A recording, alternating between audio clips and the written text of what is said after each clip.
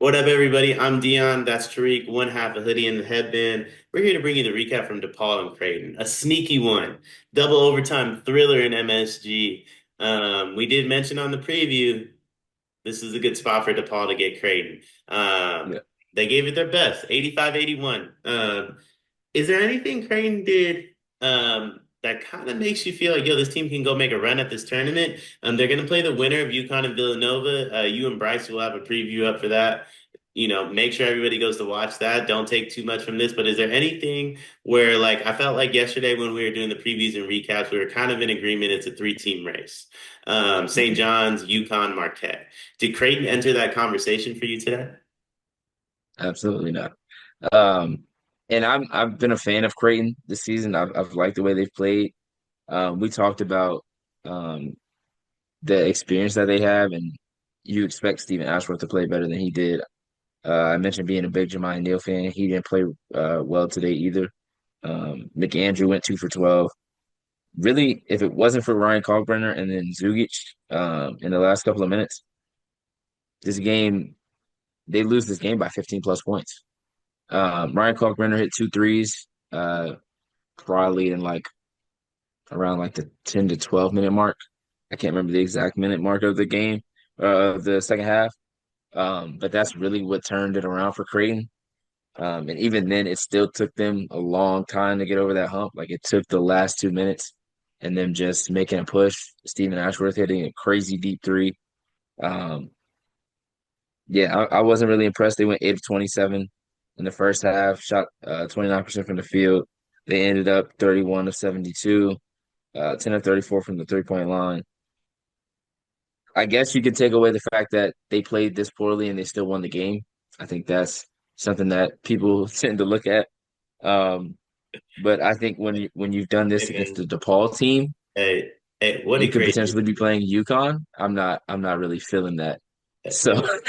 Hey, what did Creighton do to you, man? no, I don't dislike Creighton at all. It's just I expected a much better outing. And you asked during the preview, like, oh, what guy for DePaul could like give them a push? And I said Isaiah Rivera. I didn't think he was actually going to go out and give him 17 points. He did. Lane Blocker gave him 25.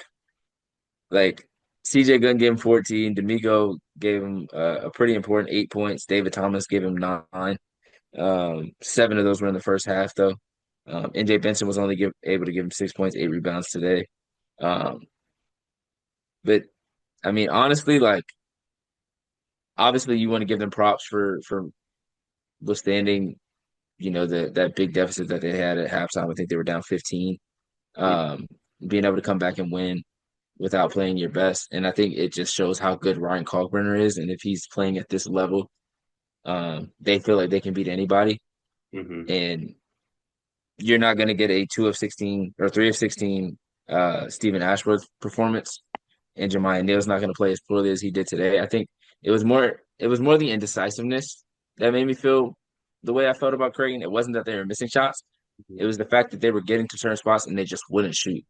There was a possession where Jemiah Neal got to the Big East logo 2 consecutive times and pump faked, and then passed it out. And the commentator's like, "What is he doing? Like, it's an easy shot. It's a floater. If you miss it, you miss it, but you got to shoot it." And he had got so in his head that he just stopped shooting them. And there was multiple possessions where other guys did it. Stephen Ashworth did it one play. Even Trout did it, or not Trout. McAndrew did it another play. So I'm like, these guys are in their heads at this point. And then Ryan Kalkbrenner hit two threes, and it kind of just flipped it.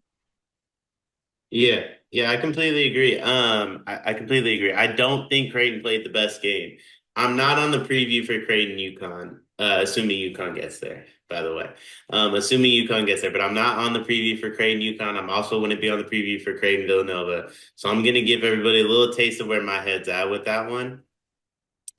Matchup nightmare for both those teams. Creighton's a matchup nightmare for both those teams. Uh, UConn has nothing for Kalkbrenner. That's like UConn's front court has been their issue the whole year. Do I still think UConn's better? Absolutely. Absolutely. Like I would still lean towards UConn in that game. But I will say I think Kalkbrenner and Creighton are matchup nightmares for both those teams. They have a lot to clean up in the next 24 hours. They also played a double overtime game, which doesn't lend to the greatest, I guess you could say, like recovery in comparison to some of these other teams. We don't know what Villanova UConn is going to look like, obviously, at the time of recording. I think everything is against them, like Tariq said. The only caveat I have is I do think Cox a matchup nightmare for both those teams. Loki, I think he's a matchup nightmare for the conference. I'm not sure any of these teams really have anything for him. And he had 32 in this game, granted in double overtime. If that's the version of Kalkbrenner you're going to get, don't sleep. I wouldn't sleep on Creighton. Do I think that changes anything about their long-term trajectory in the NCAA tournament? No.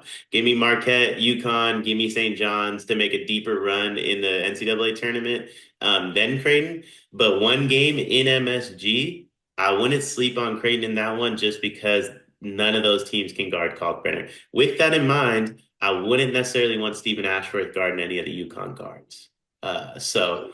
Keep in mind, there's some matchup nightmares on both ends, but I don't think anyone should sleep on Creighton just yet when it comes to that. With that in mind, though, Tariq and Bryce will be on the preview, much like they'll be on every other preview and recap for all these games moving forward. An 89, or excuse me, an 85-81 victory for Creighton here against DePaul. Please like, comment, and subscribe. Tariq and Bryce will be on the rest of the videos for the Big East moving forward.